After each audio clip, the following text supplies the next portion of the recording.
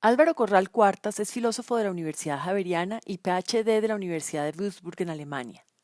Estuvo vinculado como directivo académico en la Universidad de Bogotá Jorge Tadeo Lozano entre 1996 y 2016.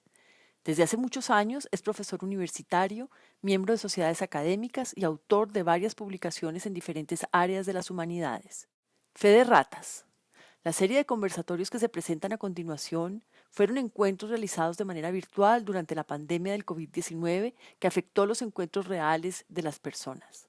Más allá de estas notas iniciales, las grabaciones de estas sesiones quedaron tal como se hicieron y no han tenido procesos sustanciales de edición, arreglo ni ajustes con los cuales se hubiera mejorado notoriamente la calidad de los contenidos presentados. Por esta razón, el autor se excusa de antemano por los errores que pudieron haberse cometido, en particular aquellos relacionados con la digitación en algunas de las imágenes.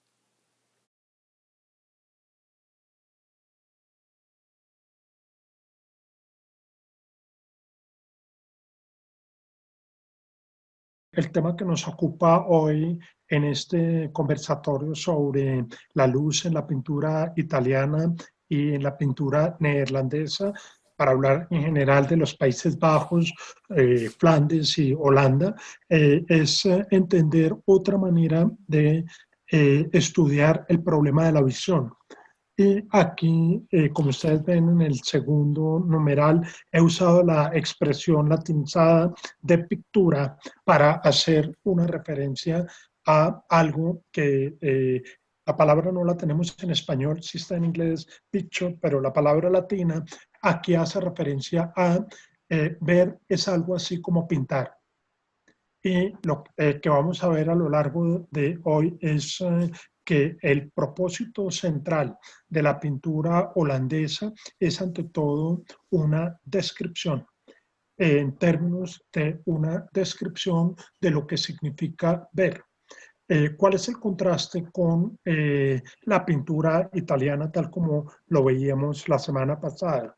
Que la pintura italiana con la doctrina de la perspectiva que nos propone Leon Battista Alberti a comienzos del siglo XV es que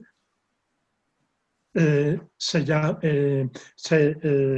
necesita de una ventana para que en esa ventana se pueda hacer la representación de lo que se hace en el mundo. Entonces, pues eso es una diferencia y eso es lo que vamos a explorar en el día de hoy. Así las cosas, entonces voy a ver, no sé si ven la siguiente imagen. Este es un cuadro que está en el Museo Karlsruhe. Sin embargo, quiero que detallen un poco en conexión con los cuadros, con el par de cuadritos de Van Eyck que tuvimos oportunidad de ver la semana pasada. Esto parece ser más como una especie de objeto, donde uno, si no tuviera las cuestiones de prevención que por lo general están asociadas a la seguridad del museo, uno tendría la tentación de sacar la peineta del sitio donde está puesta.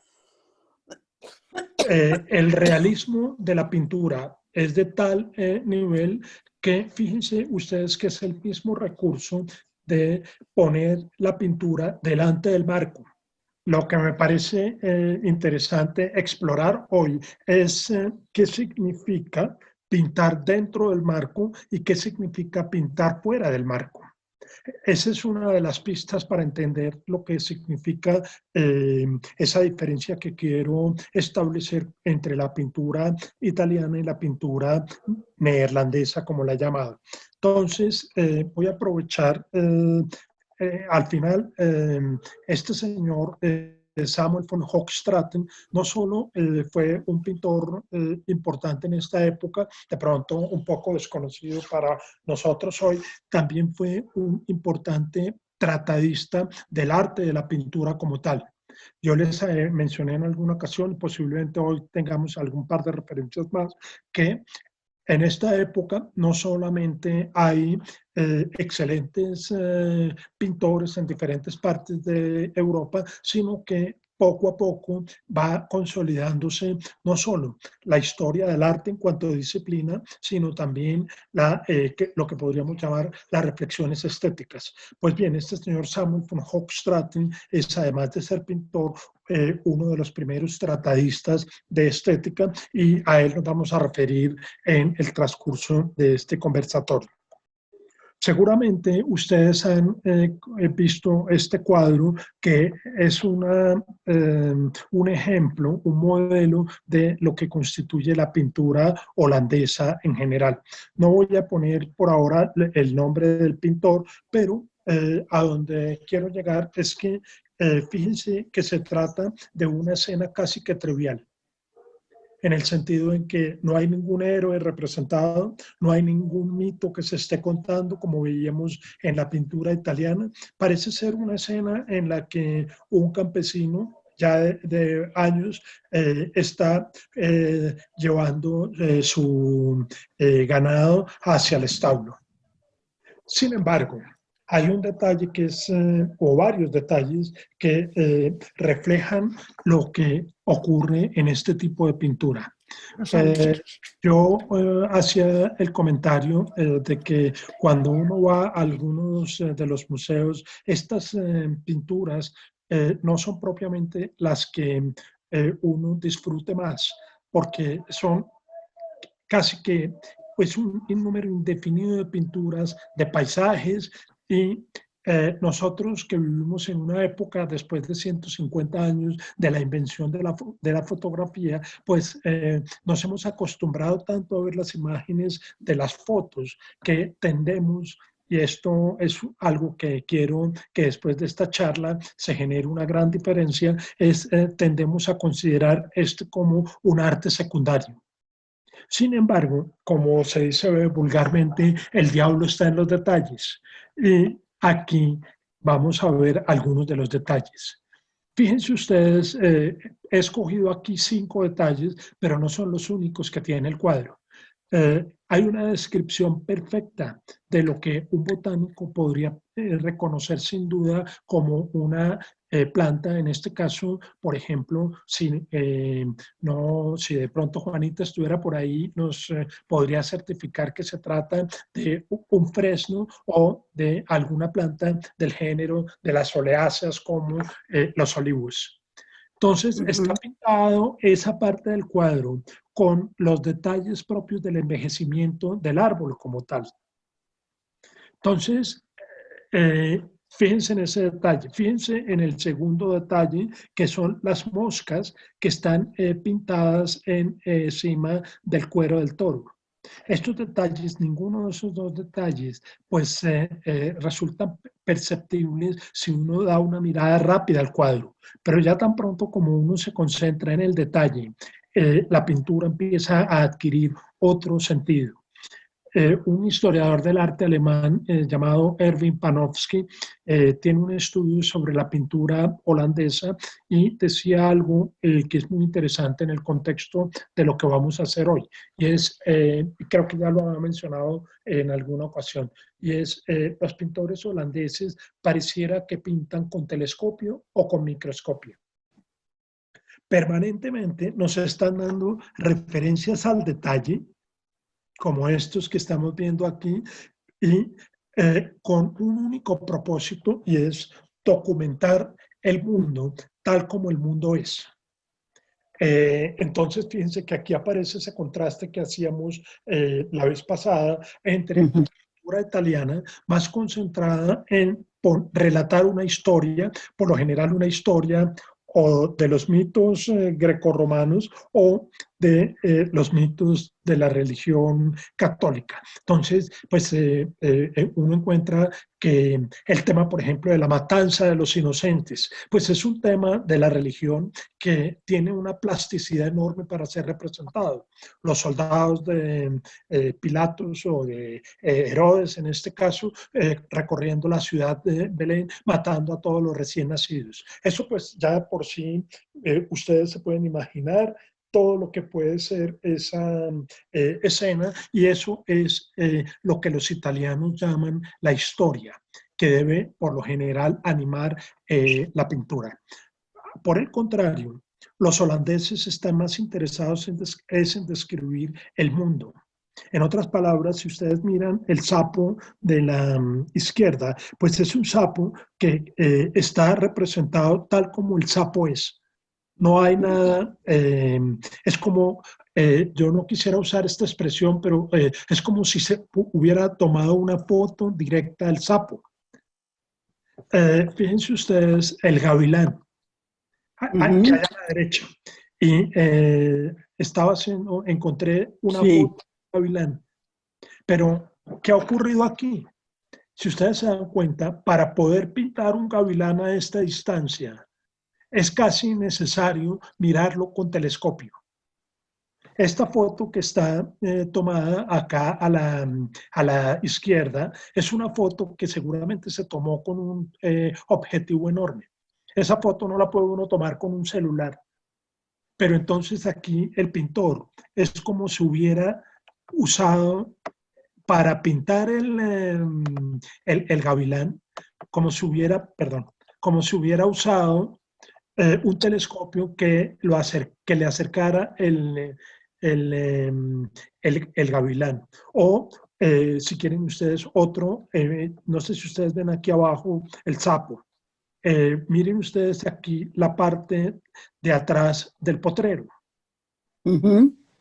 Aquí lo tenemos perfectamente representado también como si el pintor hubiese usado un telescopio para poder captar los detalles de la iglesia. Entonces, lo que quiero sostener aquí con la ayuda de estos historiadores del arte que he mencionado es que aquí definitivamente hay otra concepción de lo que significa ver. Mientras que en la pintura italiana hay un esfuerzo por que el ser humano es el artífice de la visión, colocando, como veíamos, la llamada ventana de Alberti. Ahora vamos a refrescar ese concepto. Aquí los pintores holandeses están más interesados en hacer una descripción fiel del mundo. El ojo fue algo así como el medio central de representación. Y la experiencia visual se convirtió prácticamente en un modo de autoconciencia. Piensen ustedes que esta es una época muy interesante para Holanda. Holanda se convierte es en este momento en el que todos los comerciantes yendo y viniendo a las colonias españolas, a las colonias inglesas, a los viajes por el Asia, se convierten en una sociedad tremendamente poderosa económicamente, para la cual era absolutamente central saber qué había en el mundo. Entonces, ese interés es el que aquí los pintores están captando como parte de su vida. Y una historiadora del arte, Svetlana Alpers, compara esto con lo que estaba ocurriendo en Inglaterra en el momento. Ustedes saben que Inglaterra no produjo muy buenos pintores en esta época, pero sí produjo estamos hablando de la época de Isabel I, produjo nada menos que el teatro de Shakespeare. Entonces, lo que dice Svetlana Alpers es que así como Inglaterra tuvo su experiencia de autoconciencia centrada fundamentalmente en el teatro isabelino, y no solo es para hablar de Shakespeare o de Marlowe, Holanda tuvo su riqueza de autoconciencia en la pintura. Entonces, ¿qué ocurrió? Pues los pintores holandeses empiezan a pintar todo, de todo. Fíjense ustedes, aquí tenemos, este es otro autor no muy conocido en la actualidad, pero llamado Jacques de Game, que vivió entre 1565 y 1629. Entonces tenemos aquí en primera instancia lo que se conoce en zoología como un cangrejo ermitaño. Es decir, un cangrejo que no tiene caparazón y para poderse proteger de los demás, lo que hace es que se roba una caparazón de un caracol que hay por ahí, tirado en la playa. Entonces, esto nos muestra, si seguimos de izquierda a derecha hacia abajo, la representación que es perfecta, o el sapo. el sapo que fíjense que es un autor distinto, pero ustedes inmediatamente ven incluso la papada del sapo croando. Aquí tenemos otros insectos, un animal, un ternero o una vaca, después de haber sido degollada, eh, donde los detalles pues se convierten en absolutamente centrales y lo vamos a ver a continuación. Es como si el artista hubiese decidido dar un paso atrás y decir, mi tarea es ser fiel con la mano y ser fiel con el ojo en el propósito central de la representación. Y más que representar el mundo, es poner el mundo como ese mundo se da al ojo. Mientras que no sé si miran, si ven los detalles del ratón. Sí. Entonces son en todos sus Sí, detalles impresionante. y un poco, pues cualquiera de nosotros, si ve un ratón así en la mesa, pues sale corriendo. Pero para el pintor es sencillamente la oportunidad de decir cómo es que el ojo humano ve un ratón. Entonces, encontramos aquí que el artista, como les decía, trata de dar un paso al costado para simplemente tratar de presentarnos el mundo como es. Y igual, tenemos otro, como les decía antes, el intento entonces de la pintura va a ser simplemente pintar todo lo que aparezca a los ojos. Ustedes seguramente han visto naturalezas muertas. En este caso, he escogido una de este señor Abraham von Belleren, que vivió también en el siglo XVII, con un detalle. Parece ser, por ejemplo, que esta es la primera vez que se pinta un limón descascarado, donde perfectamente un objeto tan cotidiano como puede ser un limón se convierte en objeto de, más que representación, presentación artística. Y hay otro detalle que está en la jarra de plata, y lo vamos a ver aquí al aumentar la imagen, que esto es una cosa espectacular que se puede hacer hoy con las imágenes que se consiguen en Internet. No sé si ustedes aquí ven, está el pintor Sí. pintando con su caballete, y aquí está la mano y el brazo, está pintando lo que tiene enfrente, incluso los reflejos de las cosas que están de su lado. Entonces, fíjense que pues aquí tienen los objetos que están pintando, perdón, que está pintando. Fíjense que este es otro problema y contraste con lo que decíamos antes de la pintura italiana. Mientras el artista italiano, por cuestión de necesidad, según veíamos en la teoría del velo de Alberti, tiene que estar por fuera del cuadro, aquí nos cabe la idea de que el pintor pueda estar dentro del cuadro.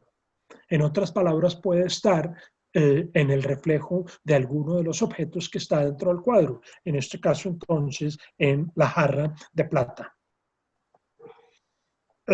Bien, con ese detalle también en la mano podemos continuar con otro cuadro de Jan van Eyck, también muy, además de bonito, tiene también esa caracterización que veíamos de lo que significa pintar con telescopio. Este es un cuadro que de por sí también ameritaría prácticamente que una hora de interpretación o más, pero se llama La Madonna del canciller Roland. El canciller Roland está aquí a la izquierda. Y este cuadro está en el Museo del Louvre. Fíjense que es un cuadro que no es de gran formato comparado con este primero, que es un cuadro de casi 4 metros, 3,39 por 2,35, es decir, un cuadro enorme. Este es un cuadro pequeño y miremos otra vez los detalles. Primero, aquí podemos establecer que se ha hecho también conforme a las leyes de la perspectiva preconizadas por Alberti. Si nosotros hacemos una prolongación de las losas del piso, que en la teoría de la perspectiva se llaman las ortogonales, vemos que las ortogonales, al igual que los arquitrabes de las columnas, estas líneas nos llevan a un punto que está centrado en el barco que está en el río al fondo, que posiblemente es una representación de la ciudad de la cual era canciller Roland. Pero dentro de esa técnica de la perspectiva encontramos el punto que me interesa destacar ahora, que es otra vez el detalle. Fíjense, el detalle, si quieren ustedes, el primor del trabajo del orfebre en la realización de la corona, en este caso del pintor dando cuenta de la corona. Si nosotros hiciéramos incluso un zoom más detallado de este rubí que está en la corona, nosotros veríamos los destellos que da la piedra. Y otra vez el asunto de la mirada con telescopio. Prácticamente un experto en barcos nos podría decir qué tipo de navío es el que está allá en el río. Nos diría las especificaciones del puente y fíjense ustedes aquí el detalle de los dos pavos reales. Con una visión desde acá, resultaría imposible captar esos detalles. Por eso es que algunos autores, yo remití hace como unos 15 días un video muy interesante que nos envió Inés Cristina sobre un pintor inglés, se llama David Hockney, en el cual Hockney dice que este tipo de pinturas, él trata de sostener la tesis de que este tipo de pinturas solo pudieron haberse hecho con una cámara oscura, que es la única manera que tenemos para poder identificar, no sé si aquí ven el pavo real, pero el pavo real en detalle ofrece, Sí. pues, por decir algo, los ojos del plumaje casi que resultan visibles. El detalle de este personaje, que prácticamente podemos pensar que esta es como una barba, la barba del Señor. Ese tipo de detalles vistos desde acá resultan imposibles de pintar y de visualizar. Entonces, creo que cobra mucho sentido lo que dice Panofsky respecto de que aquí es como si hubieran estado usando artefactos ópticos. Y un poco la tesis que, a diferencia de lo que pensaba este señor David Hockney, pues el punto es que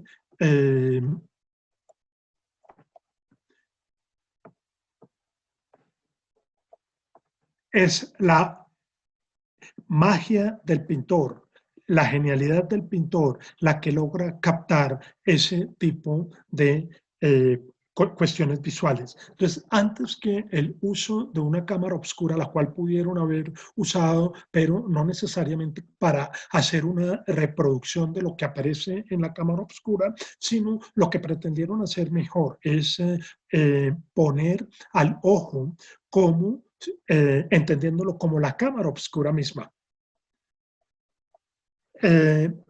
En algunas de las interpretaciones que se han hecho sobre este cuadro, vemos, por ejemplo, que en esta parte de la iglesia están representadas escenas bíblicas, que no podemos detenernos ahora en su análisis, pero es una muestra adicional de lo que estoy tratando de mostrar sobre lo que significa pintar con telescopio o pintar para dar cuenta de los detalles del mundo. Con eso, habiendo expuesto eso, entonces tenemos aquí un cuadro de Gerard Dou, se llama La Pollería o la Tienda de Aves, que se encuentra en la Galería Nacional de Arte de Londres, con un detalle muy interesante que ustedes ya identificaron, y es, fíjense ustedes que aquí el cuadro, uno pregunta, ¿el cuadro está dentro y afuera?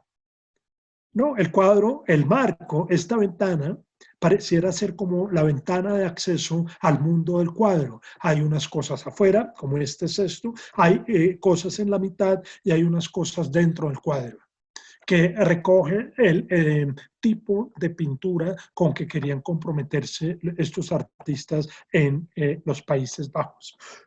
Para entender ese fenómeno, entonces, mientras el arte italiano hace entonces énfasis en la lectura y en la interpretación, el arte flamenco parece orientarse al ver mismo y a la reproducción y presenta las que podríamos llamar picturas como descripciones del mundo.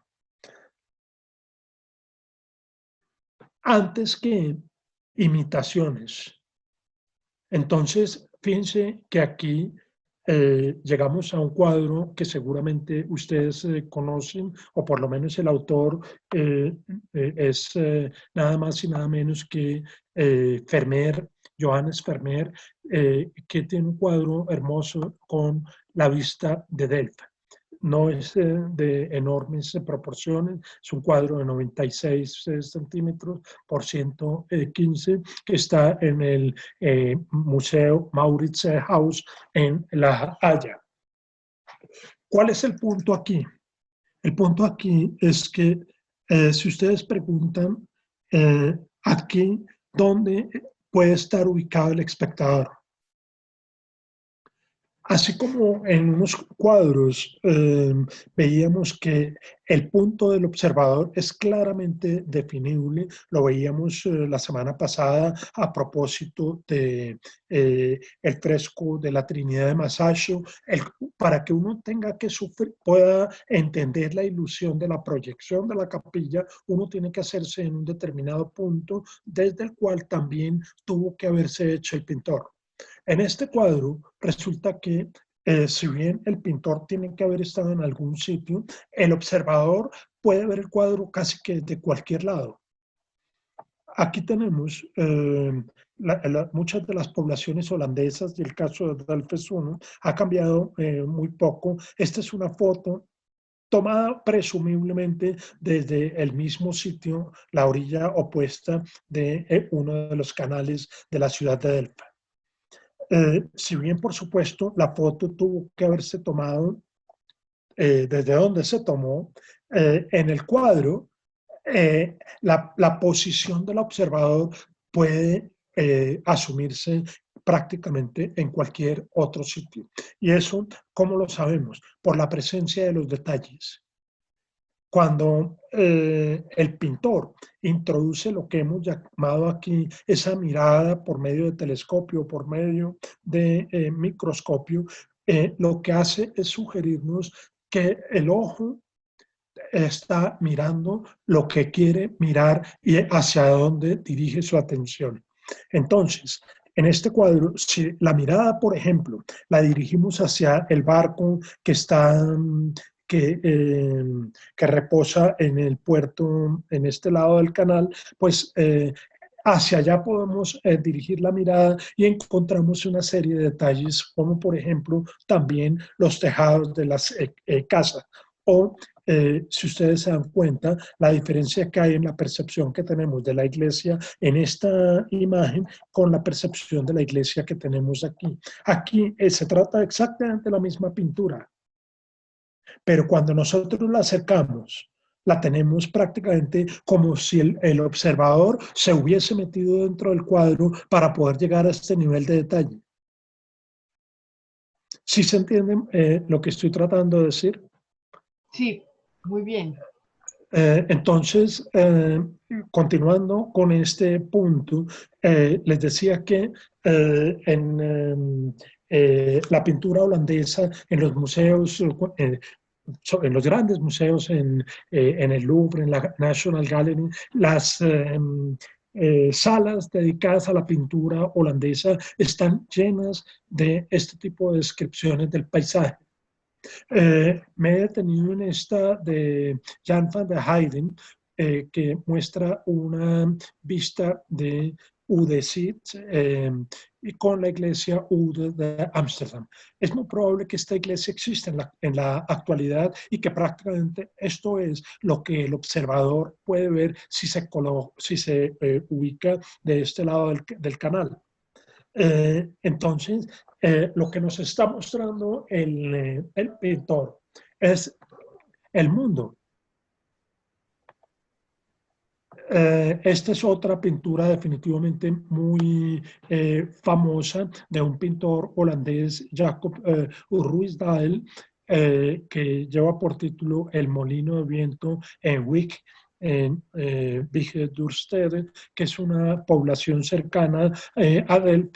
La he traído porque marca un contraste muy interesante con la pintura de Botticelli del nacimiento de la primavera, que quiero que refresquemos para poder continuar en la exposición. Ustedes aquí ven la superficie del agua, ¿es correcto? Sí. Ven el viento que está, ven a Céfiro que está en compañía de este otro personaje que está lanzando el viento. Entonces, aquí nosotros sabemos que Venus llega a la orilla de la isla Citere después de su nacimiento porque ha sido empujada por el viento. Creo haber dicho la vez pasada que aquí no sentimos el peso de Venus. Es como si Venus fuera una vela y esa vela permitiera el desplazamiento de la concha sobre la que está sosteniéndose. Pues bien, aquí ocurre un fenómeno también igualmente muy curioso en esta pintura de Ruysdael. Si ustedes se dan cuenta, estamos en en el río. Aquí es perceptible no solo la fuerza del viento, sino la dirección. Y el detalle interesantísimo que tiene esta pintura es, primero, que no se trata de un viento borrascoso. Pareciera estar anunciado que viene una gran tormenta por las nubes, pero en este momento, en el momento de la pintura, no se trata de un viento borrascoso. Es un viento que está alineado con las paletas del molino. Ese detalle es otro detalle que modela lo que estamos sugiriendo sobre la pintura holandesa. Es decir, una descripción del mundo. Si ustedes se dan cuenta, igual, la vela del navío está alineada con la dirección del viento. En otras palabras, el viento viene hacia tierra. Que eso lo vemos en la forma leve como se desplazan las olas aquí en la superficie del agua, lo vemos en las paletas del molino y lo vemos en la vela del barco.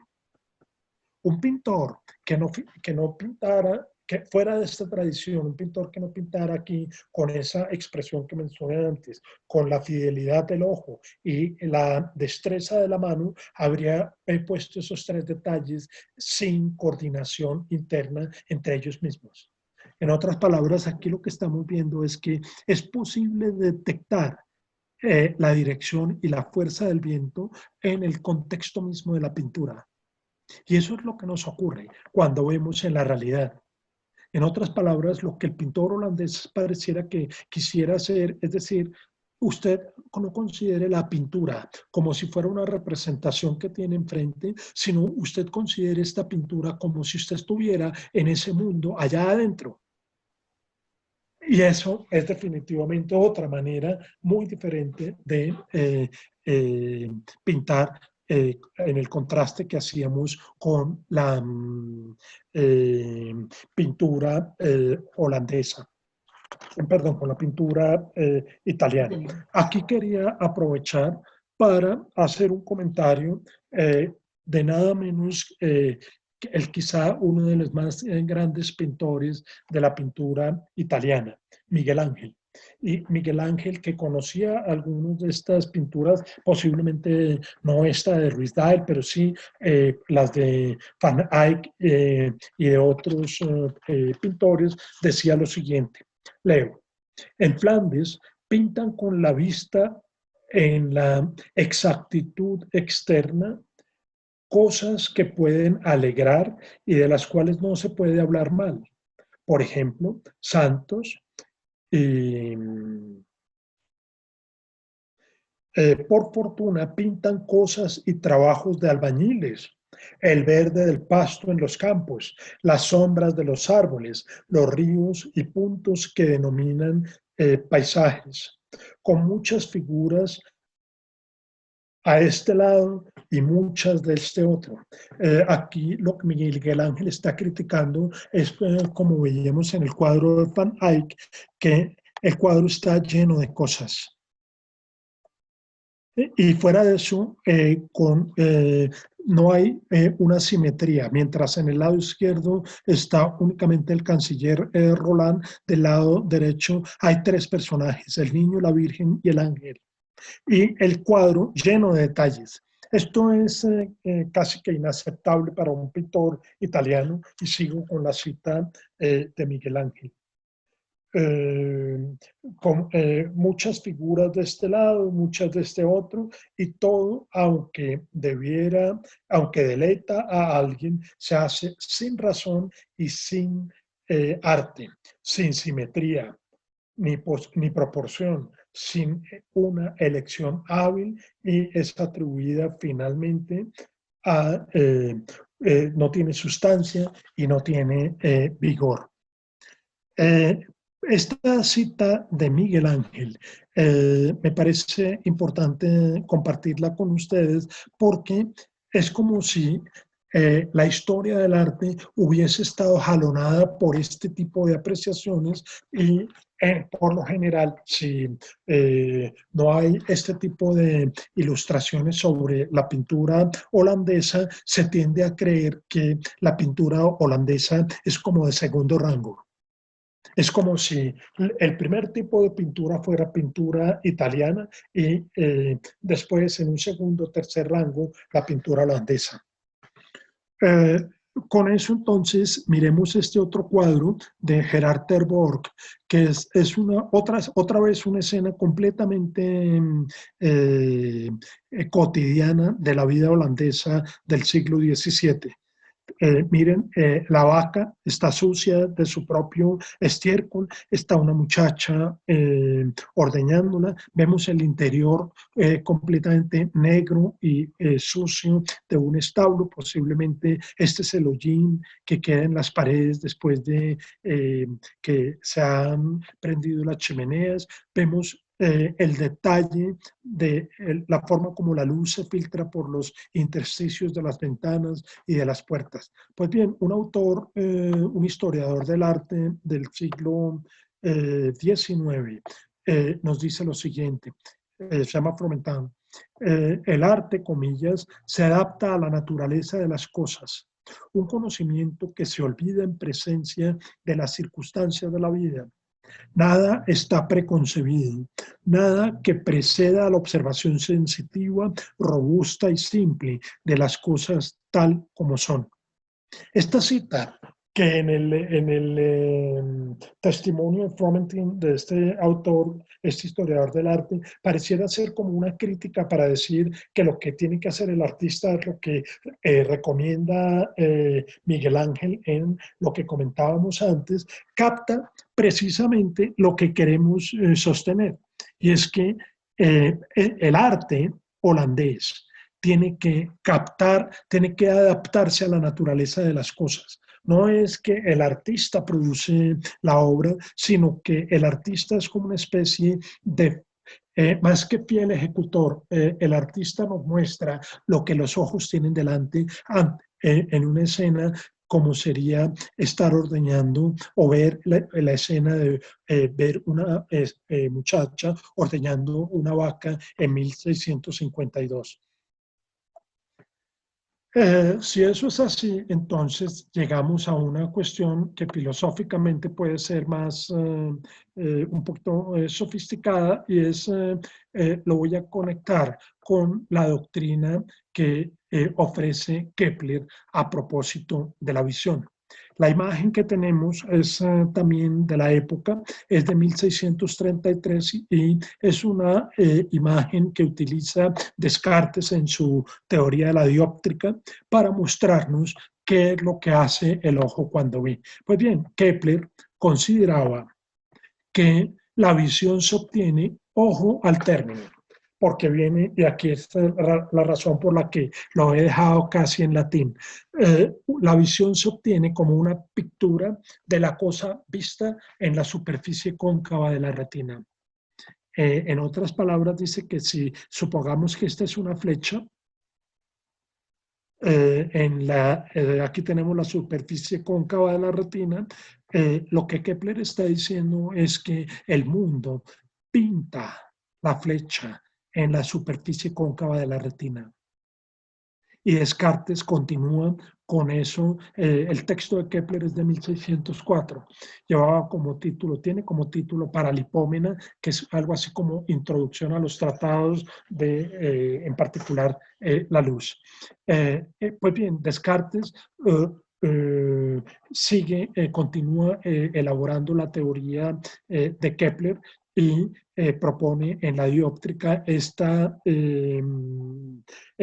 imagen que capta precisamente lo que nos dice la forma como Kepler consideraba la visión.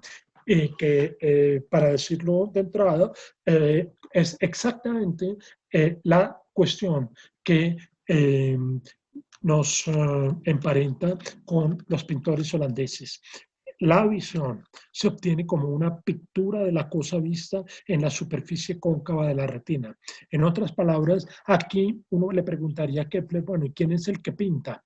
Entonces uno tendría que responder, el que pinta es la luz.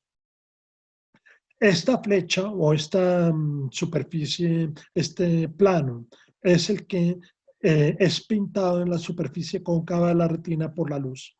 Ahora, Kepler, muy cuidadoso, dice a continuación lo siguiente: dejo a los filósofos discutir la forma como esa pintura se compone por parte de los principios espirituales de la visión que se forma en la retina y los nervios. En otras palabras, aquí hay un problema muy complicado y es saber qué es lo que pasa con esta imagen para cuando alguien la ve pueda decir que está viendo una flecha. Hoy en día ese es un punto que no ha podido resolver completamente y de manera satisfactoria la neurofisiología. Hoy todavía no sabemos exactamente cómo es que una información que se produce en la superficie cóncava de la retina se convierte en información eléctrica en los nervios, es llevada al lóbulo occipital del cerebro, es decir, en la parte de atrás del cerebro, y allí transformada por las neuronas para que eventualmente Álvaro pueda decir, estoy viendo una flecha enfrente. Entonces Kepler, que sabía cuáles eran sus limitaciones, pues dice, dejo a los filósofos discutir la forma como esa pintura se compone por parte de los principios espirituales de la visión que se forma en la retina y los nervios. Descartes asume esa tarea como filósofo y trata de dar una respuesta que es la respuesta que conlleva al dualismo, es decir, que en el cerebro está el alma, para decirlo de una manera muy escueta, está el alma y recibe la información de los nervios y es el alma la que produce la imagen con sentido de lo que el ojo recibe en la superficie de la retina. Y lo que ya mencionaba antes, en la tercera cita que quiero traer a colación de Kepler, que la retina es pintada con los rayos coloreados de las cosas visibles. Estas tres citas me sirven para reforzar que esto es exactamente lo que están haciendo los pintores holandeses. Simplemente que en vez de poner retina, pondrían pintura o lienzo. La pintura es lo que se pinta con los colores de las cosas visibles. Eso es lo que los holandeses quieren hacer con la pintura. Y por supuesto, también le dejan a los filósofos especular qué es lo que el cerebro o la persona ve. Para tratar de mostrar, es bien interesante que en este mismo texto y en otro anterior que se llama sobre el hombre, Descartes hacía algunas investigaciones anatómicas para tratar de ver si esto que decía Kepler a propósito de si la visión se obtiene como una pintura de la cosa vista en la superficie de la cóncava de la retina. Descartes hizo el siguiente experimento. Un día fue a donde un carnicero y le pidió que le regalara el ojo de un buey, de un ternero recién sacrificado. Tomó ese ojo y lo puso en una telita, no sé si ustedes han visto las telitas que sueltan los huevos cuando uno va a soltar un huevo en la cacerola, que es como Sí, una telita. sí, Puso el ojo del ternero en esa telita y abriendo para que la telita hiciera las veces de retina. Entonces, maravilla, lo que encuentra Descartes es que él puede ver a través del ojo del buey. En otras palabras, que sí es cierto que el ojo, ojo ahora lo vamos a ver, o si quieren ustedes aquí, imaginen ustedes que este es el ojo del ternero. Descartes hace un corte en la superficie de la retina y aquí es donde pone la telita de huevo. Y lo que hace, lo que nos muestra esta imagen es que el sujeto de barbas que está aquí abajo está viendo lo que ve este ojo de ternero si ponemos una telita de huevo en la parte inferior. ¿Se entiende lo que quiero decir? Lo que Descartes está probando, primero, es que es cierto la teoría de Kepler. En últimas, que el ojo tiene aquí el cristalino, que es como una especie de lente que sirve para refractar los rayos de luz, y que aquí efectivamente se forma una imagen. Y esa imagen puede ser capturada por la retina o puede ser capturada por la telita de huevo. En otras, y por lo tanto visible al observador. ¿Sí se entiende el experimento? sí creo, sí. Bueno, muy bien. Entonces, eh, como les decía en el video de David Hockney, que nos mostró, que tuvo la amabilidad de enviarnos Inés Cristina, David Hockney es un pintor que, además de sus tareas de pintor, tiene videos y un libro que lleva por título las técnicas de los viejos maestros, y en particular tiene un estudio sobre la forma como pudo haber pintado Johann Vermeer. Y decía que este pintor, Vermeer, pudo haber hecho uso de la cámara oscura. Entonces, pues lo que aparece aquí es que existe esa posibilidad, pero no tenemos cómo probarla. Ciertamente los holandeses eran excelentes artesanos de los lentes. Los mejores lentes que se conseguían en Europa en esta época, tanto para telescopios como para microscopios, son holandeses. Para los catalejos que usaban las embarcaciones, en otras palabras, los mejores lentes eran lentes holandeses. Es muy probable que hayan usado y supieran cómo se podía usar la cámara oscura. Pero vamos a insistir en la interpretación respecto de la cual, antes que un uso de la pintura, de la cámara oscura para la pintura, lo que los pintores holandeses estaban haciendo es pintar como si el ojo mismo fuera una cámara oscura. En otras palabras, aquí tenemos si quieren, una representación de lo que es una cámara oscura. El ojo no es otra cosa que una cámara oscura. Tenemos el ojo, completamente oscuro por dentro, con una muy pequeña obertura en el iris donde está la pupila, y la pupila realmente es un hueco que se agranda o se achica para que de forma instintiva, pues dependiendo de si hay más o menos luz, los músculos la abren o la cierran. Tenemos el cristalino, que es el lente, y tenemos la superficie o la pared donde se proyecta la imagen. Entonces, ciertamente, la imagen de la cámara oscura para hablar del ojo es una imagen muy apropiada, pero lo que quisiera sostener es que no es que Vermeer utilizara una cámara oscura para pintar lo que aparece, por ejemplo, en este cuadro de oficial con mujer sonriendo, sino que se trata precisamente de un esfuerzo por documentar qué es lo que el ojo ve, y con las características que hemos anotado antes. Podemos acercarnos y podernos alejarnos a discreción. De hecho, el ojo, yo puedo en este momento atender al ladrillo del edificio que está en la acera de enfrente de mi ventana, como puedo atender al objeto que está aquí a 1 metro de distancia.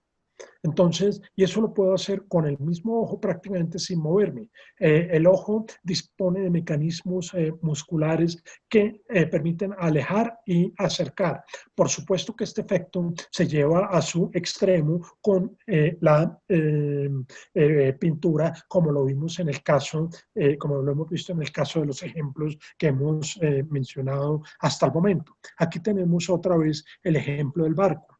Tenemos los detalles de la embarcación vistos como si estuviéramos cerca del barco. Y el diluido que nos presenta aquí en la pintura es el diluido de la imagen de la cosa misma.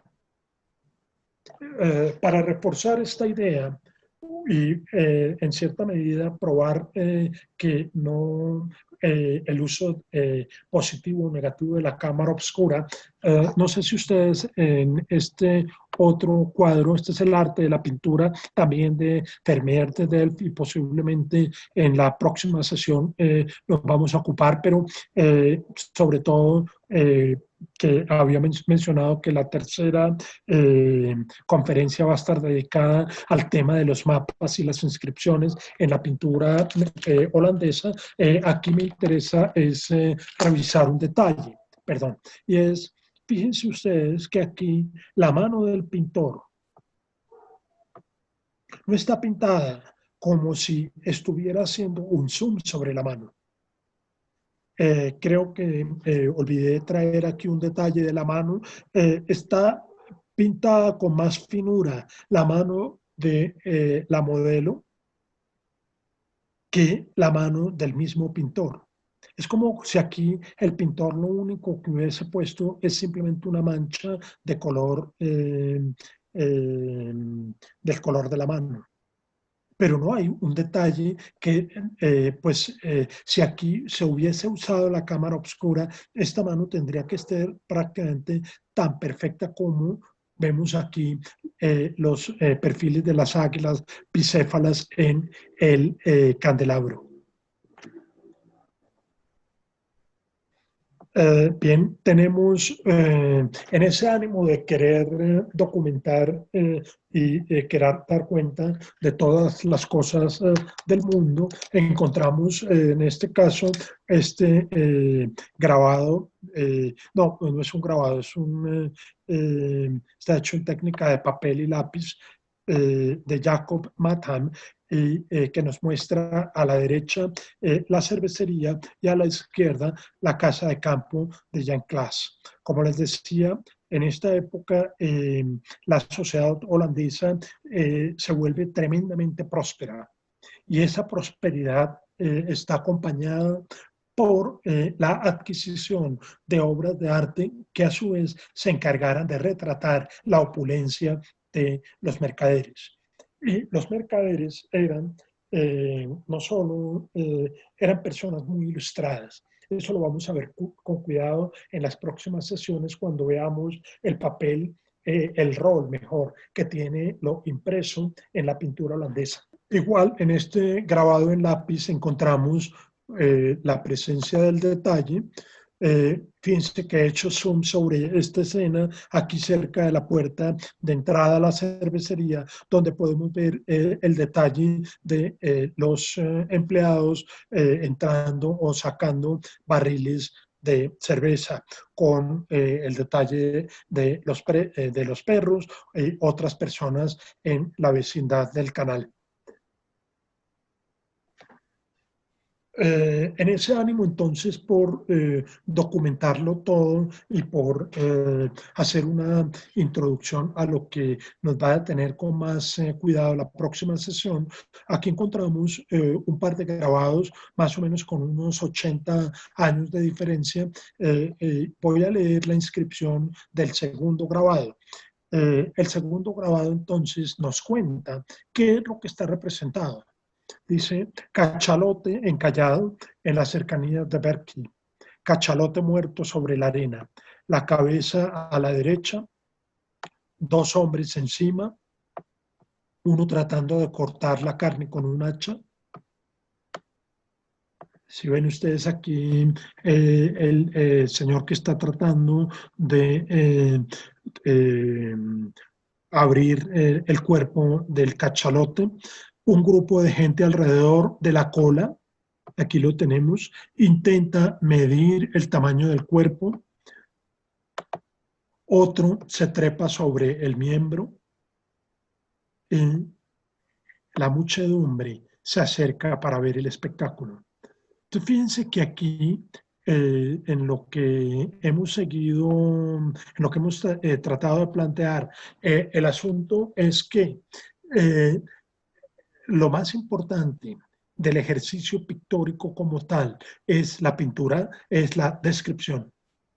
Esa descripción, entonces, es lo que va a sintetizar el interés fundamental del arte holandés. Volvemos entonces al amigo von Hoogstraten que vimos al comienzo de la exposición. Con una observación muy valiosa en sus textos de reflexión sobre estética, que dice: el dibujo consiste en imitar las cosas como son, incluso como parecen. Vuelvo a poner el tema del marco. Perdón. Entonces, y para ello, vuelvo a Miguel Ángel. En este caso, lo que sabemos por medio de otro pintor, Vasari, Giorgio Vasari, quien además de haber sido pintor, es quizá el primer historiador del arte. Y dice lo siguiente, que también nos da luces para entender lo que estamos tratando de indicar aquí.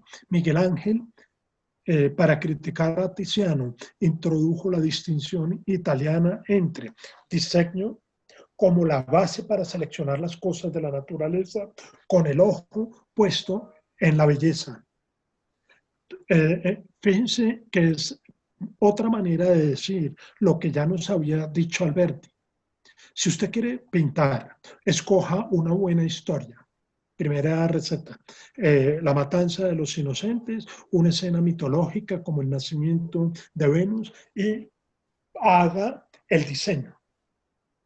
Establezca la simetría, defina los colores y presente la obra.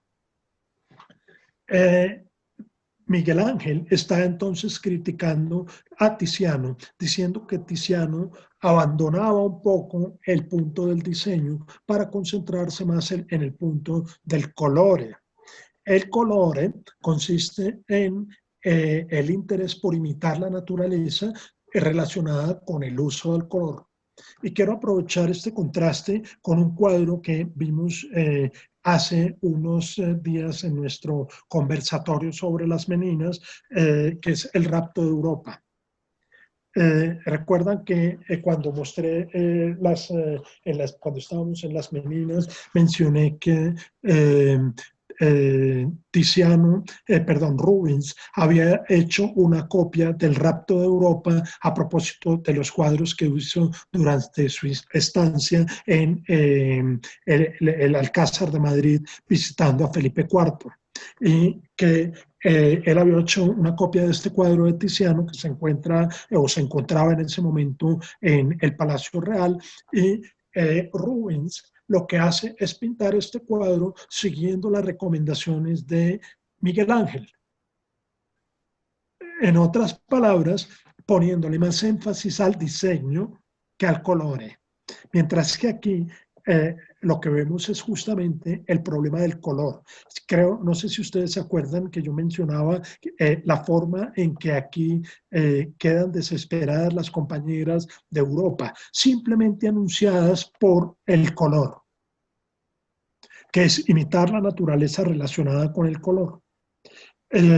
Traigo esta cita a colación porque nos muestra justamente la diferencia con el arte holandés.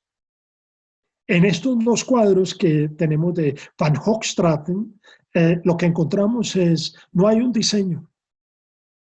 No hay, es simplemente qué es lo que el autor puede pintar cuando pasa por delante de una calle y se encuentra con un viejo que está mirando a ver qué ocurre afuera. En el segundo caso, es un autorretrato donde el pintor está en una tarea puramente cotidiana, que es escribir en el alféizar de una ventana. No hay un diseño. Como sí lo hay, seguramente ustedes ya identificaron no es un cuadro, es un fresco. Sí. Este fresco es una mínima parte del fresco del juicio final de Miguel Ángel en la Capilla Sistina. Fíjense la armonía.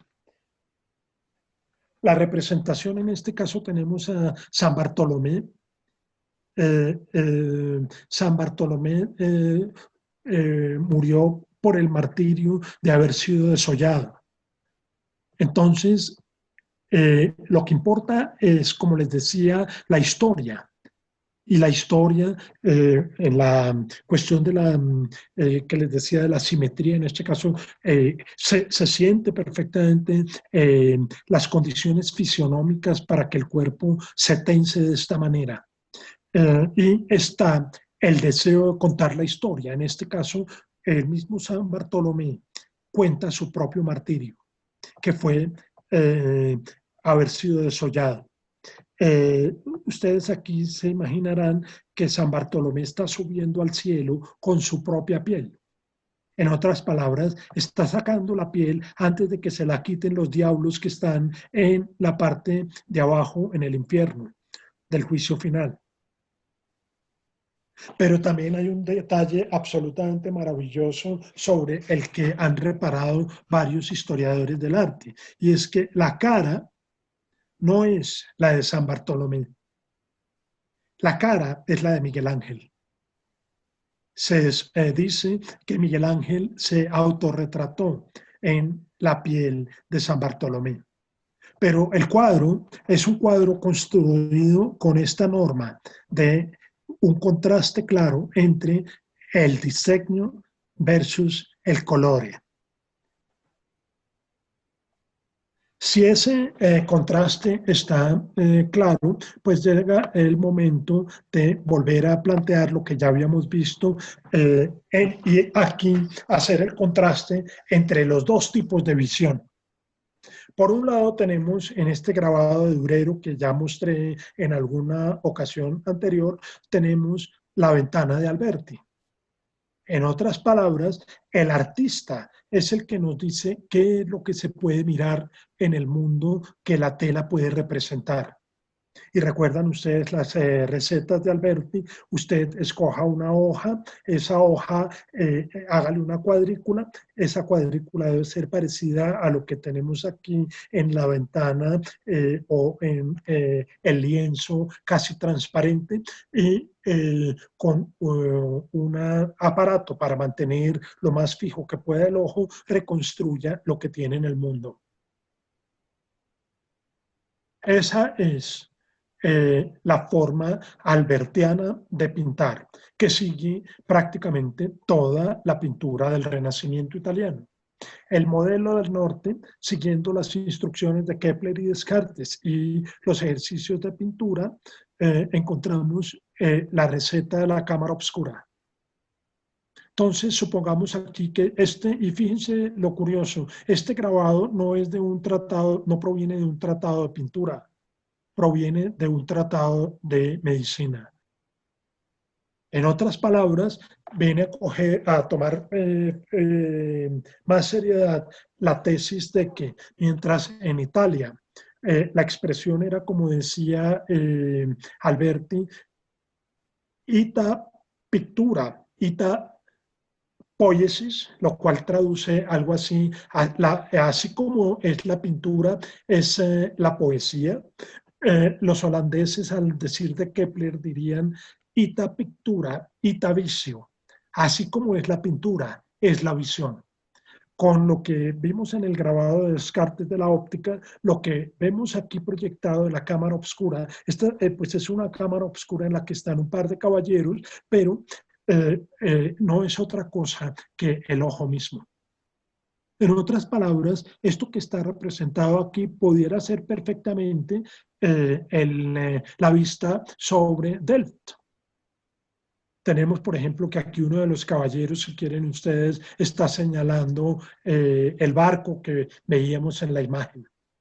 En otras palabras, aquí la tarea no es la de una representación, como hace Durero en este papel o en este lienzo, sino que lo que hace el pintor es presentarnos el mundo.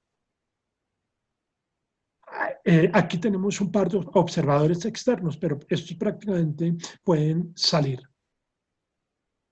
Independiente si nos parece interesante la perspectiva, la solución que da Descartes al problema de cómo es que el alma interpreta la información proveniente de la retina, el punto es que nosotros vemos directamente. Y lo que están empeñados en hacer los pintores holandeses es mostrarnos en la pintura la forma como se ve el mundo, no la forma como se representa. Si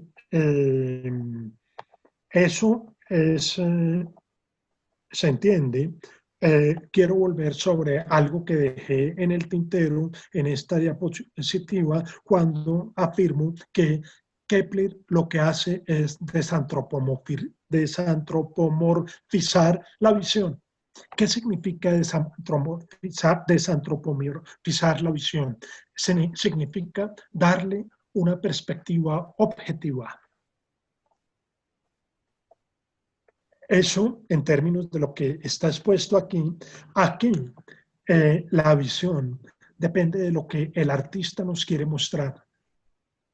En otras palabras, la pintura o la pictura, si quieren ustedes, para seguir con el vocablo latinizado, es lo que nos ofrece el artista. Y aquí vale la pena recordar que Alberti y los italianos, como buenos hombres del Renacimiento, son grandes conocedores de la filosofía griega, en particular la frase de Protágoras: el hombre es la medida de todas las cosas, las que son en cuanto son y las que no son en cuanto que no son. Entonces, lo que está indicando Alberti es que la posición del artista es tremendamente poderosa porque es prácticamente, gracias al artista, es que el ojo del observador puede estar sometido, por ejemplo, a una ilusión. a la ilusión de la perspectiva, a la ilusión de ver un determinado mito o una historia religiosa en el cuadro. Lo que nos está proponiendo la pintura holandesa y lo que nos está proponiendo Kepler es cómo funciona el ojo. Por eso el ojo del becerro era importantísimo para Descartes. No es cómo yo veo con mi ojo y cómo el ojo me sirve a mi instrumento para ver, sino cómo ve el ojo. Después viene el problema que Kepler le deja a los filósofos y qué es lo que hace el ojo para que se construya una imagen. Fíjense que es una palabra que he evitado en la tarde de hoy, para que el sujeto construya una imagen. Pero recuerden que lo que vemos justamente aquí es que nadie forma una imagen.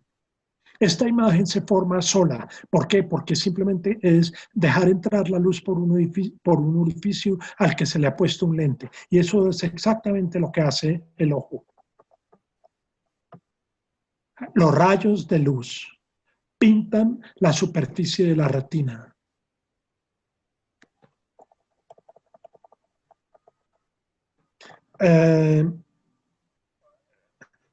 Con esto entonces podemos llegar a una primera conclusión y es lo que Svetlana Alpers nos indica cuando trata de resumir los contrastes así.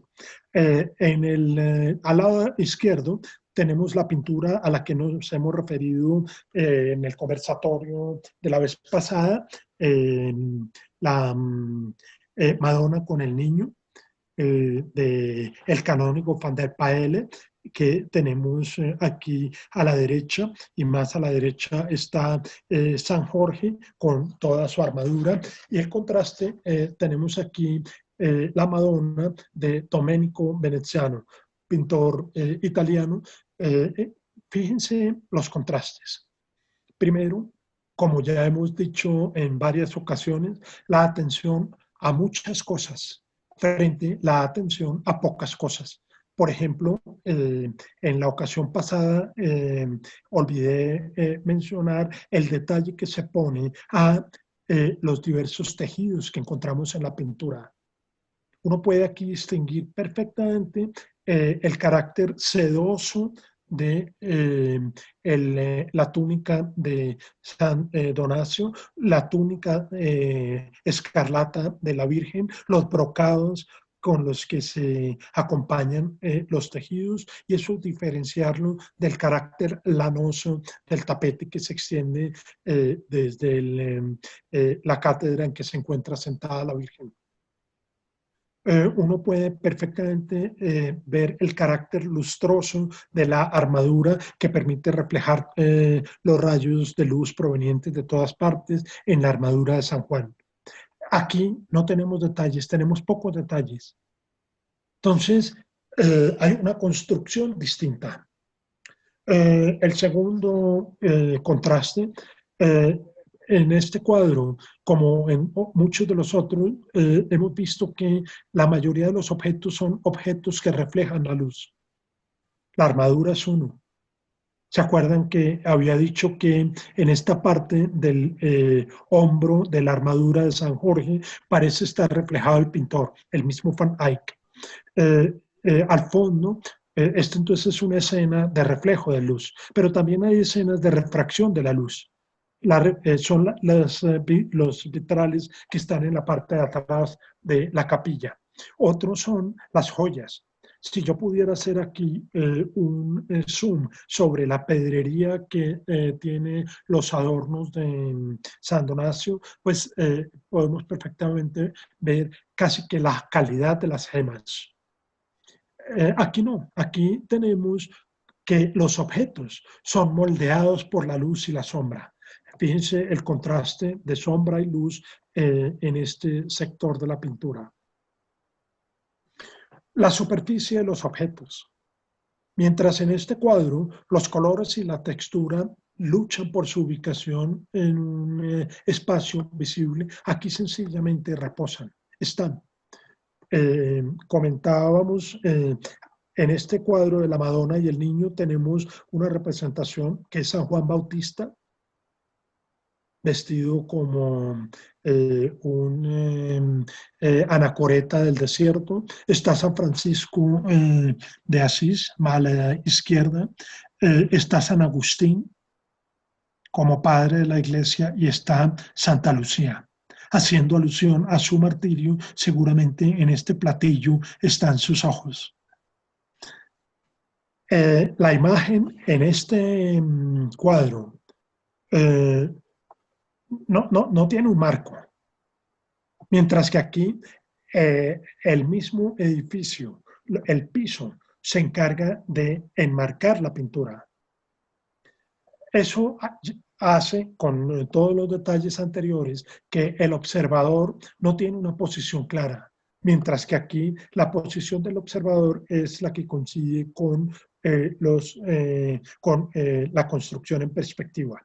Si nosotros hiciéramos aquí igual el ejercicio, creo que no lo hice, de establecer el punto de fuga, estaría muy probablemente ese punto de fuga está o en los ojos de la Virgen o en un lugar cercano a este punto que estoy señalando.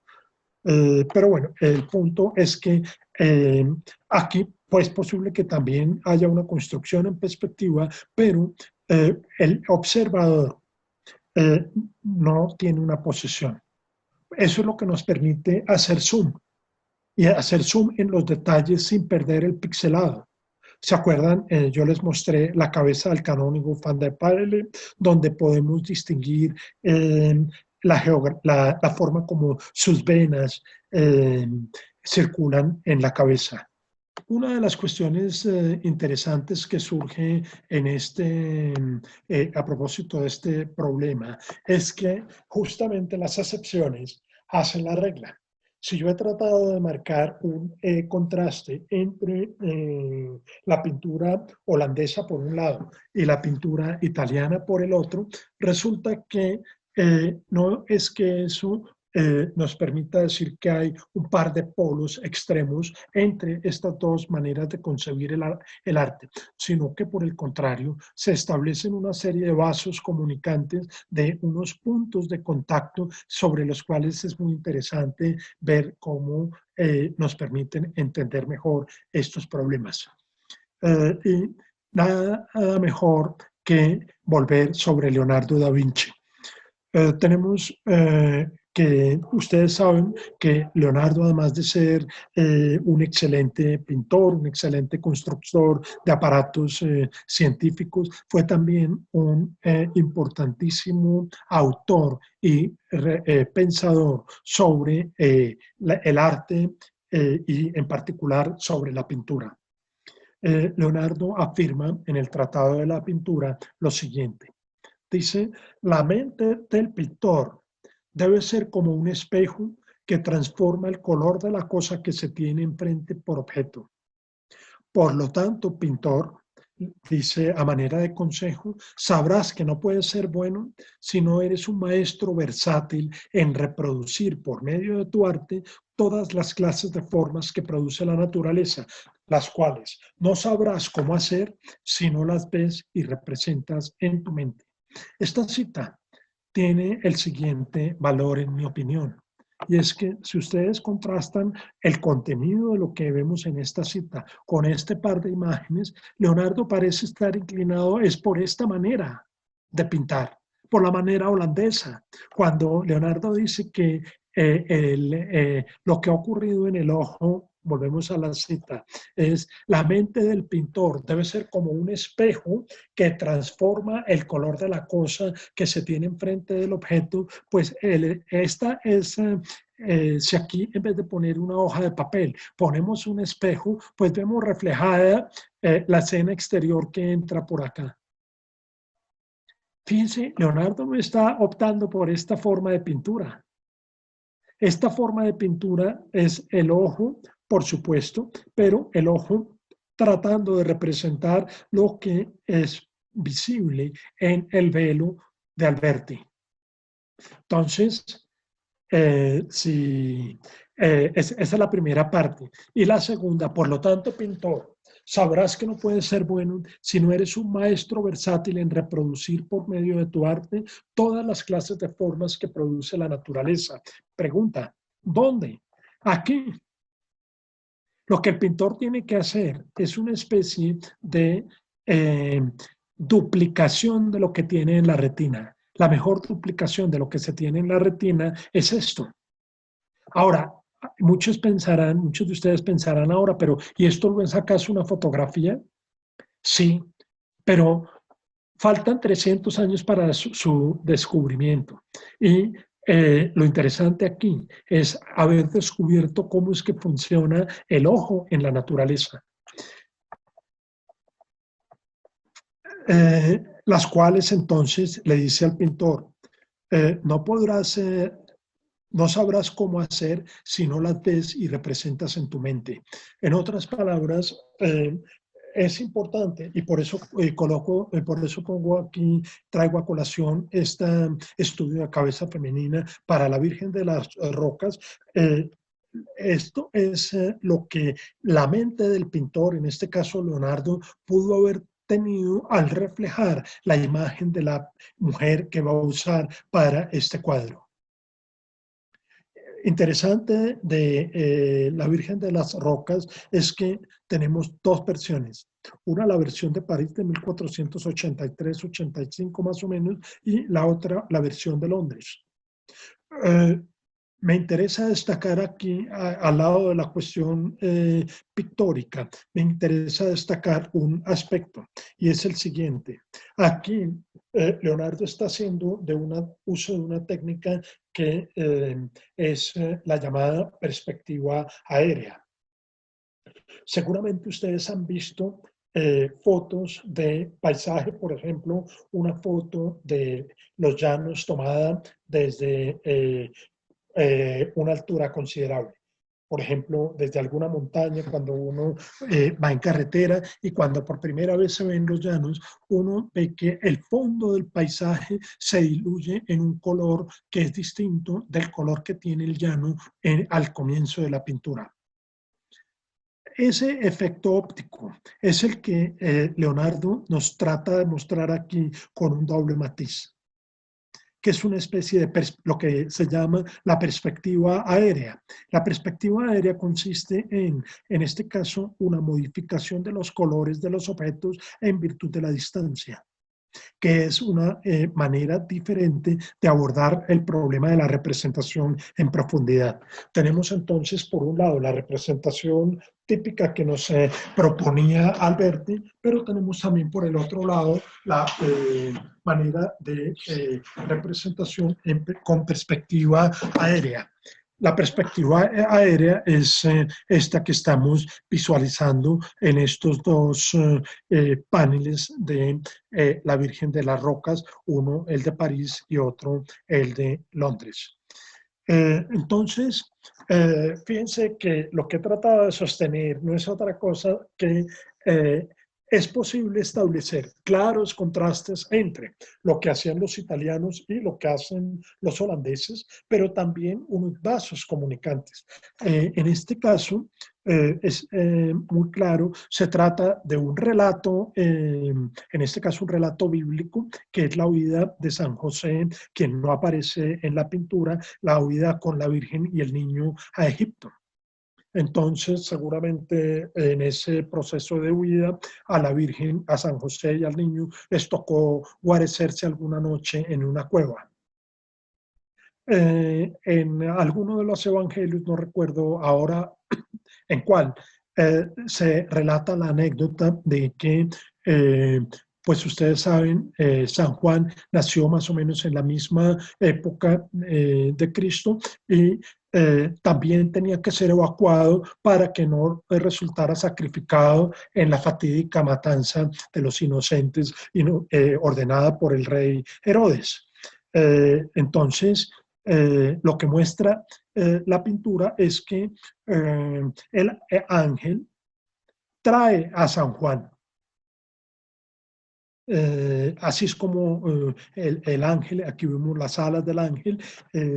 Este ángel en algunas ocasiones es representado con cara femenina, en otros con cara masculina, pero ese es un punto que deja, como sabemos, indefinido el sexo de los ángeles. Entonces, encontramos que el relato, la historia, está perfectamente delineada en la pintura. Se trata de una pintura simétrica, donde la Virgen ocupa el centro tanto de la horizontal como de la vertical del cuadro. Hay un equilibrio entre las figuras. La figura del niño que está a la izquierda, pues dada su dignidad, tiene que ser mayor que la figura de San Juan y el ángel, y por eso la encontramos una figura y dos. Y hay un equilibrio entre el paisaje.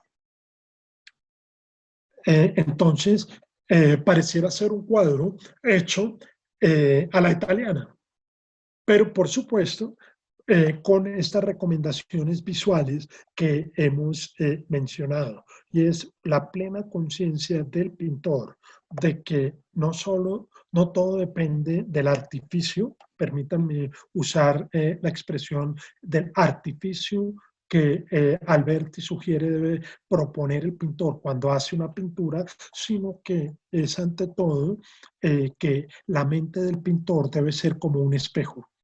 En otras palabras, lo que se quiere decir aquí, y eso lo afirma más adelante, este es el Tratado de la Pintura, es una versión de los textos de Aguilar, una versión muy bonita porque viene incluso con los grabados del propio Leonardo. En ese Tratado de la Pintura dice, la superficie de la retina es como una especie de reflejo de la cosa vista, que es exactamente lo que va a decir unos años después Kepler o Descartes en la dióptrica o esta pintura de este tratado de medicina. Esta es una excelente representación de cómo sería capturar una imagen en la superficie cóncava de la retina. Esta, por supuesto, es una representación plana de un lienzo, en este caso un lienzo bidimensional, pero como les decía, aquí podemos poner un papel, una hoja de papel mantequilla, una telita de huevo como Descartes, o puedo poner la retina. Lo que ha hecho la naturaleza al poner la retina es permitirnos recibir la imagen del mundo tal como es. Por lo menos eso era lo que creían en este caso tanto Kepler como Descartes, y aquí también estoy mencionando Leonardo. El ojo es una especie de receptor pasivo de la información del mundo. ¿Qué ocurre después con la imagen? Y fíjense que aquí vuelvo a usar de forma muy cuidadosa el concepto de imagen para no confundirlo con pintura. La pintura es esto. Esta es la pintura.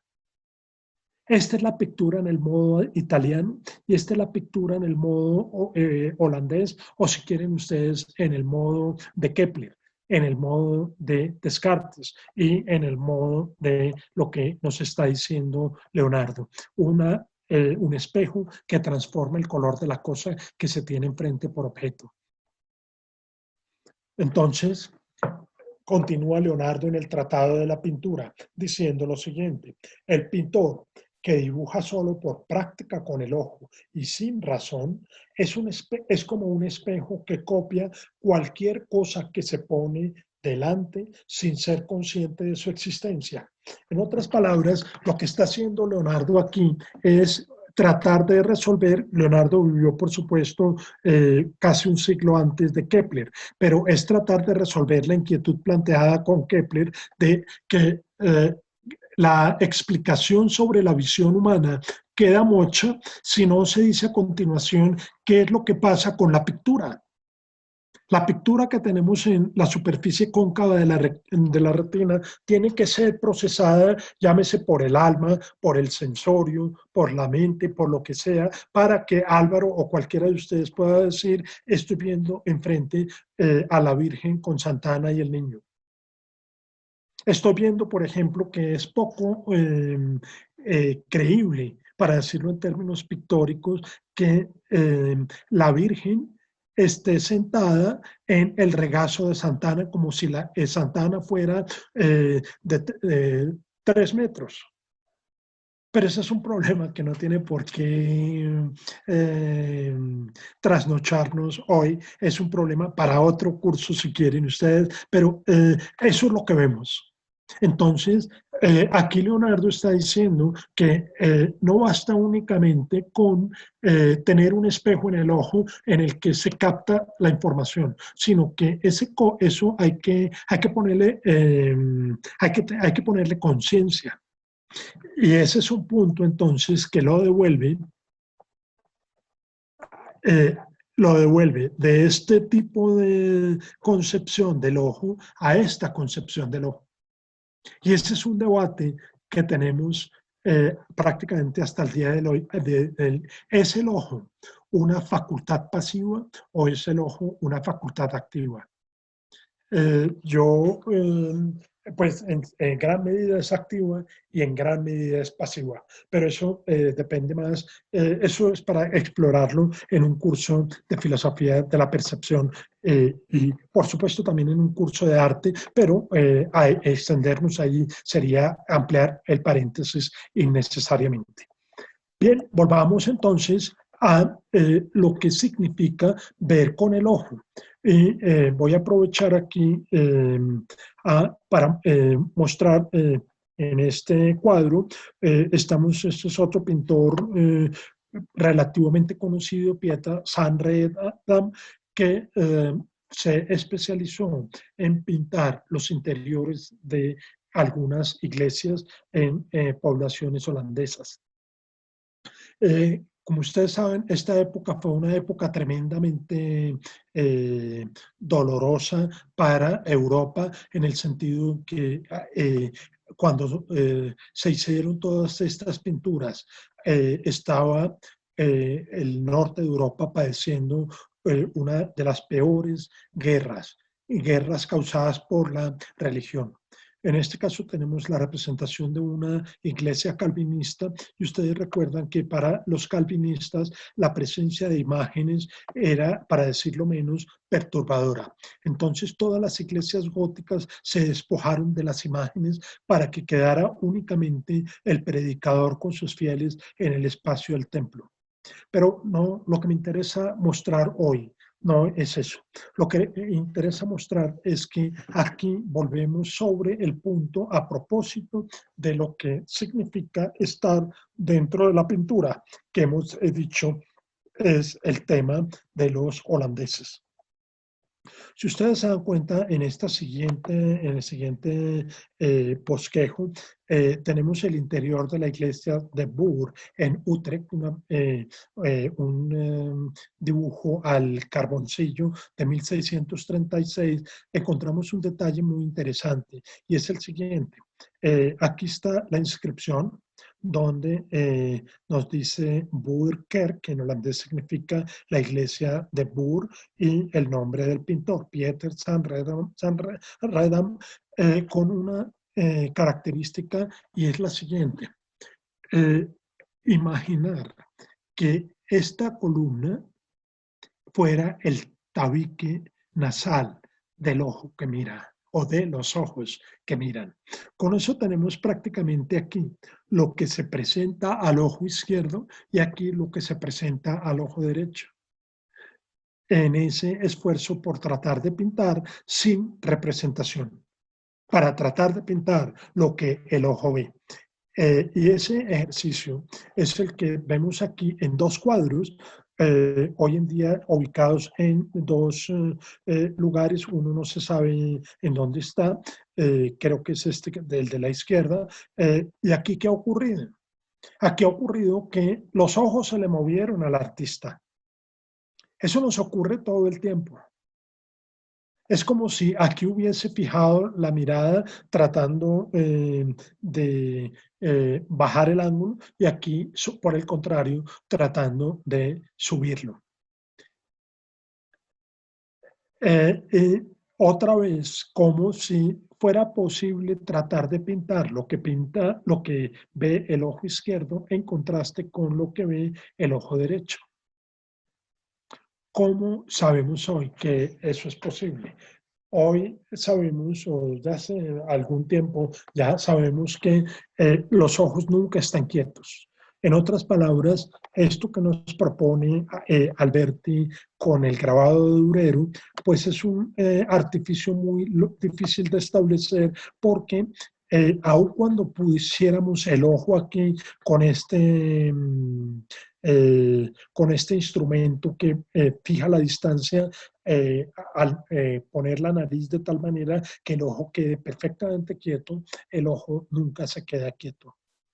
El ojo humano y el de muchos otros mamíferos produce un movimiento que se denomina el movimiento sacádico, que es un movimiento producido de manera inconsciente donde el ojo está permanentemente calibrando las imágenes.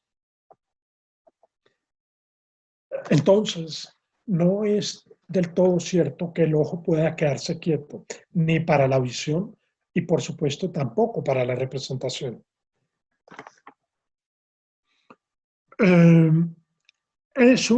Esa situación era también conocida para algunos de los tratadistas de la perspectiva.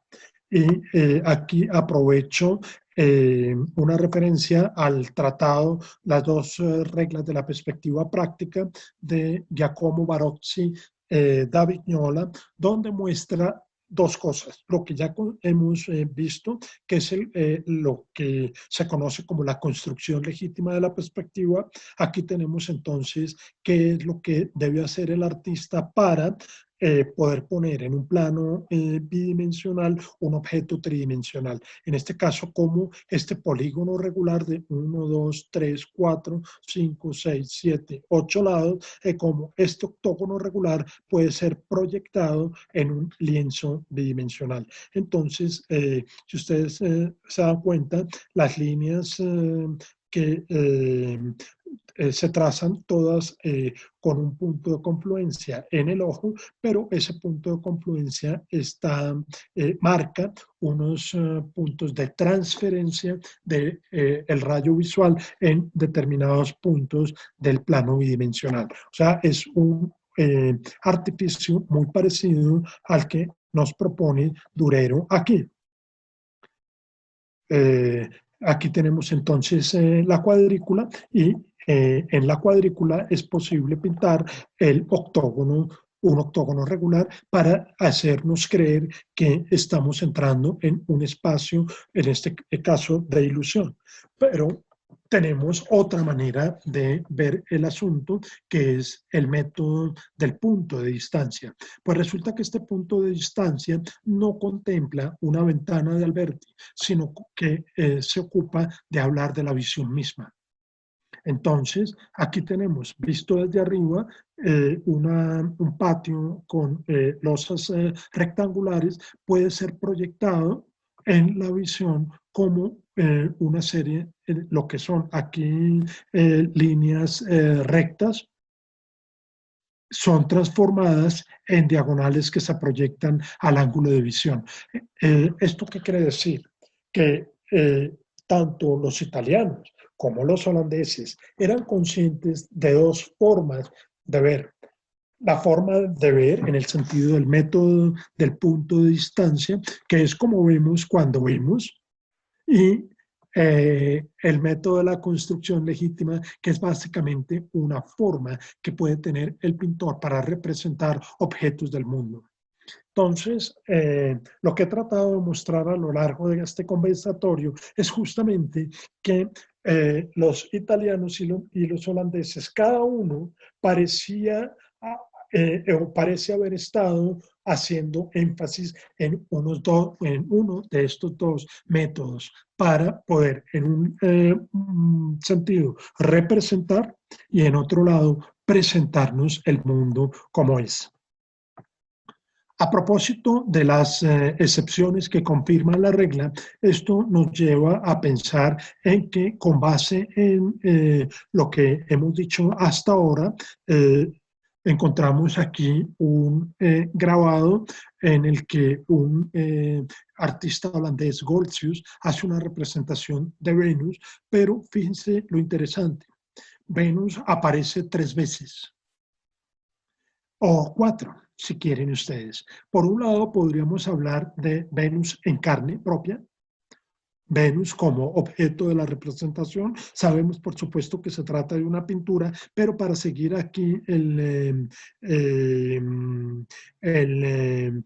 lo que nos quiere sugerir el pintor fija su mirada en Venus y trata de representarla. Tenemos entonces a Venus en el espejo y a Venus en la cabeza del pintor.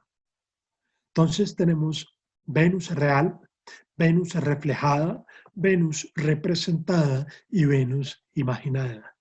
Esos serían 4 artilugios para hacer una representación de lo que podemos ver en el mundo.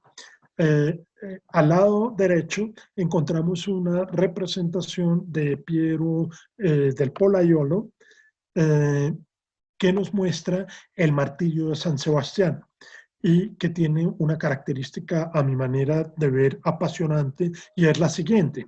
Encontramos en el martirio de San Sebastián que son 6 las personas que están flechando a San Sebastián. No me puedo detener aquí en los detalles iconográficos relacionados con el martirio de San Sebastián, pero sí indicar lo siguiente. Miren que las figuras humanas pareciera que vienen en pares. Lo que está tratando de mostrar el Polaiolo aquí es que es como si pudiera cambiarse la situación del observador. Asunto que desde la pintura italiana pareciera que no es posible. Entonces, aquí el Polaiolo, este es un cuadro igual que cumple todas las características que veíamos del diseño y no del color en la cita que traíamos a colación de Miguel Ángel. El cuerpo de San Sebastián está en la mitad, los 6 cuerpos, hay 3 a un lado, 3 al otro, hay unos caballos de este lado, hay otros caballos de este lado, hay una construcción aquí, un cerro por acá, un río en la mitad. Entonces el cuadro tiene una composición simétrica, tiene una historia, la del martillo de San Sebastián, pero tiene un punto que guarda un parecido muy estrecho con lo que he tratado de mostrar, y es el trabajo que puede hacer el ojo al cambiar el punto de observación. Como hemos dicho aquí, el cambio del punto de observación es pasar de los ojos de la imaginación del pintor a la Venus real. De los ojos del pintor de la imaginación y la mano del pintor, la imagen que está pintando, pero que no ve ni el pintor ni Venus. La imagen ni el ángel, la imagen reflejada de Venus en el espejo. Pues aquí lo que ha hecho el Polaiolo es mostrarnos que estos cuerpos son imágenes especulares uno del otro. Y eso lo vemos con mayor claridad en este par de cuerpos. ¿Qué significa tener un cuerpo visto por detrás? ¿Y qué significa tener el mismo cuerpo visto por delante? Si suponemos entonces que este cuadro no nos muestra a 6 personajes, sino que solo nos muestra 3, nos muestra 3 personajes en diferentes posiciones que necesariamente tiene que atribuir el que está viendo, es decir, nosotros. Si ustedes se dan cuenta, la imagen especular de este amigo es este que está del otro lado. Y el detalle de la camisa, el detalle de la túnica que cubre su cuerpo son imágenes especulares de lo que está ocurriendo, lo mismo que los personajes de atrás. Es como si aquí el Polaiolo nos invitara a observar el cuadro desde un punto de vista diferente para ver la imagen especular, en este caso de uno, no de 6 flecheros, sino uno de los 3 flecheros en 3 posiciones distintas. No sé si esa imagen resulta clara con lo que estoy tratando de plantear. Sí. Si eso es claro, voy a saltar casi 600 años. a este par de cuadros de Picasso. En el primero, de 1927, tenemos Mujer sentada, y en el segundo, de Mujer llorando, de Picasso. Aquí lo que está haciendo Picasso es prácticamente lo mismo que nos sugiere el Polaiolo. Nosotros podemos ver a la mujer de frente, aquí tenemos los ojos de frente y la podemos ver de perfil. Tenemos el cuerpo de perfil y el cuerpo de frente. Y en este cuadro tenemos exactamente la misma disposición. Es una invitación a ver el cuadro de frente y a verlo de perfil. Pero han pasado 600 años. Han pasado, ¿qué? 1400 a 1500 años. Y eso es lo que me parece apasionante de la historia del arte, ver que en este caso holandeses e italianos, a pesar de sus enormes diferencias, holandeses, italianos y Picasso estuvieran dialogando a propósito de unos mismos temas que en últimas son temas sobre los cuales se interesa el ser humano en general. ¿Cómo es que ocurre esa cuestión que es ver? ¿Cómo es que ocurre esa cuestión de que podemos representar con sentido y no solo hacer fotos? Estas no son fotos de la realidad. Estas son maneras que tenemos los seres humanos de proyectar nuestro sentido. Estas son maneras que tenemos, piensen ustedes, estos cuadros del año 37 son cuadros de Picasso en el justo momento del año en el que los alemanes bombardearon Guernica. Este es uno de los muchísimos cuadros que pintó Picasso en el año 37 cuando estaba componiendo el Guernica. Entonces, Mujer llorando no solamente es un problema que tiene que ver con esta cuestión de la representación a la que estaba aludiendo antes, que es la invitación que hace al observador para ver una mujer de frente y una mujer de perfil en el mismo cuadro, de manera idéntica a como el Polaiolo nos invita a pensar que aquí podemos ver el mismo arquero visto de frente y visto de espalda, el mismo arquero visto de lado de frente como este, con la camisa azul, y aquí con visto de espalda. ¿Sí? Para terminar, entonces, quiero otra vez terminar con este amigo Samuel von Hochstraten, de quien traje algunas citas, y aquí nos encontramos con lo que se llama una caja para fisgonear. Esto en inglés se conoce como pick box. Peep box, o sea, caja con un huequito. Cuando uno se ubica adecuadamente en el huequito, uno tiene acceso a un mundo que está adentro. No hay marco, porque el marco lo pone el ojo. Hay un poco parecido a lo que hemos dicho. Cuando uno está metido en el cuadro, uno puede, en el cajón, uno puede ver dentro del cajón escenas como esta, que lo llevarían a uno al siglo XVII con estas imágenes en las que el propósito no es solamente representar, pues ciertamente eso se trata de una representación, sino que se trata de una presentación del mundo. Estas son las, dependiendo de los ángulos en los que uno se ubique en ese cuadro, en ese caja para fisgonear, entonces tiene uno acceso a las distintas habitaciones de una casa holandesa. Y termina Hochstraten con la siguiente afirmación, diciendo que un pintor cuyo trabajo es engañar el sentido de la vista tiene que tener tanto entendimiento sobre la naturaleza de las cosas que debe entender completamente por qué medios se engaña a los ojos. En otras palabras, las tensiones que veíamos entre holandeses e italianos, en últimas, tienen un propósito que aquí la palabra engaño se ha puesto como con una connotación negativa, pero no la tiene. Se trata cuyo trabajo es colocar una ilusión sobre el sentido de la vista. generar una ilusión de sentido. Aquí en este cuadro de Picasso teníamos es una ilusión en el sentido de qué significa entender una mujer desesperada cuya única manera de superar su tristeza es la de llorar profundamente. ¿Qué significa ver una mujer relajada desde dos perspectivas casi que imposibles de lograr por medio de la vista, pero sí por medio de la pintura, que es la forma de ver? Con eso entonces termino y nos vemos la próxima semana con el tema tercero de la pintura en su relación con la cartografía y la palabra impresa.